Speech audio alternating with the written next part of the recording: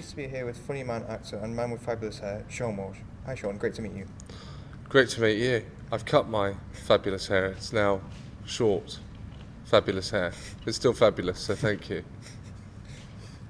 Is it great being back on tour again? Is it great? Yeah. Well, this is show 2. Show 1 was good. I think it's a bit early. It's a bit early to say, really. We'll see. Let's get halfway through, and I'll get in touch. I'll let you know how it's gone. You started in comedy at a fairly early age. How did this come about? It's just something I always wanted to do since I was a child. I did stand up in the playground on my own. And with a friend, actually, double act partner. I don't know what happened to him when we were 10.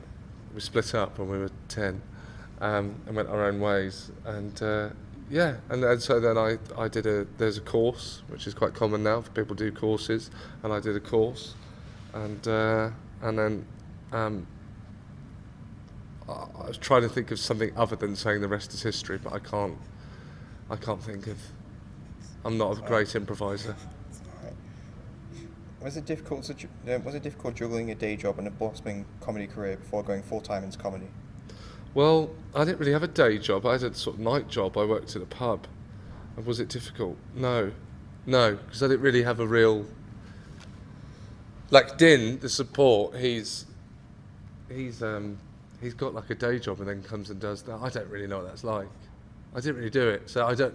The real answer is I don't know. When did you make the jump to full-time comedy career? Was it a difficult decision? It wasn't difficult, but I think I got paid quite quickly. I was quite lucky. I think people thought that I might be funny. Go on to be funny. How wrong they were.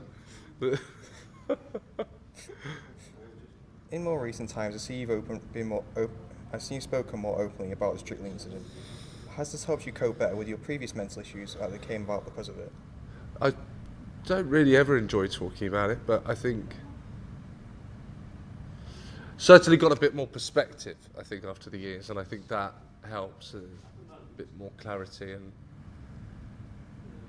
when you're going through it, it's quite difficult to get any sort of real grip on what the hell was happening. Yeah, it's quite a chaotic, strange, bizarre thing to have lived through, really.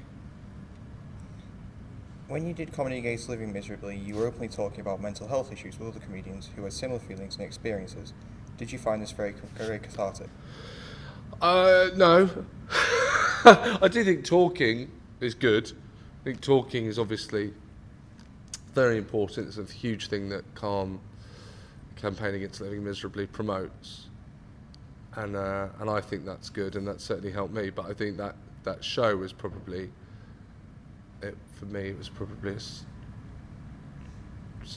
I was in the midst of what I was going through, and it was a bit of a difficult time, perhaps, to sit on telly and talk about that sort of thing. On a sunny note, you performed on Glastonbury. Does that mean you can now claim to be a rock star because you've done Glastonbury? I've got 2 stars there. Those 2 tattoos are for both times I went to Glastonbury, because they're both 2 of the best weekends I ever had. It was so much fun, and I really fell for the hippie love thing, and I loved everyone, and that if only the real world could be like Glastonbury, but with toilets. It would be a better place. But so I would love to be called a rock star. I played a rock star in Jack Dee's sitcom Bad Move, so I am part rock star, which is great. Do you have a favourite comedian to work alongside? Work alongside? To work alongside? Well, my podcast with I have a podcast called What's Upset You Now. Subscribe, leave a 5-star review. That's with Paul McCaffrey, who's one of my best friends in comedy. And I love doing that with him. We just moan for 15 minutes, and we have guests.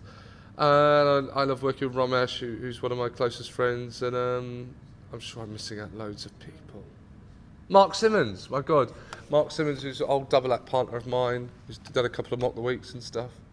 So yeah, those guys. And Jack Dean when I went to Bad Mood. I like a lot of people. I asked Josh Widdicombe if Jack D was a grumpy guy in real life as he was on TV, and he said he was a really nice guy. As you worked with him on Bad Move, can you corroborate this? Yes, Jack is one of the most just wonderful people you'll ever meet. But I mean, his face still does that. That is his face. But he's an absolute, just one of the best people I've ever met. And but he is as funny as he is on stage. Like, he is that brilliant. Oh, just constantly.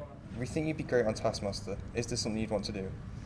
I get told that quite a lot. I don't know if that's a thing. Probably all comedians are told they'd be great on Taskmaster. I don't know. Great. Yeah. You think I would do great? Yes. Oh, good. Well, then should I do it? Message Greg Davis. Message him. It'd have to be on social media. I don't have his number. I'll message him. I'll DM him and say, hello, can I be on your TV show? It looks like it's just fun games, right? They come up with wacky games and stuff. Yeah, great. Let's do a wacky game. Yeah, sounds more my thing than Probably. Countdown, where I cut my finger on some cheese. I went to cut some cheese when I did Countdown. I nearly cut my hand off. So hopefully it goes better than that. Hopefully. Yeah. Before I go, I mentioned your hair is great at the beginning. My grandma asked how on earth you keep your luscious locks, or is this one a closely guarded secret? I didn't wash it very often. Secret. A lot of rock stars do that one. There you go. Thank you. Thank you for your time. Cheers. Fist bump. Right, I'm going to get a cup of tea. Thanks for that.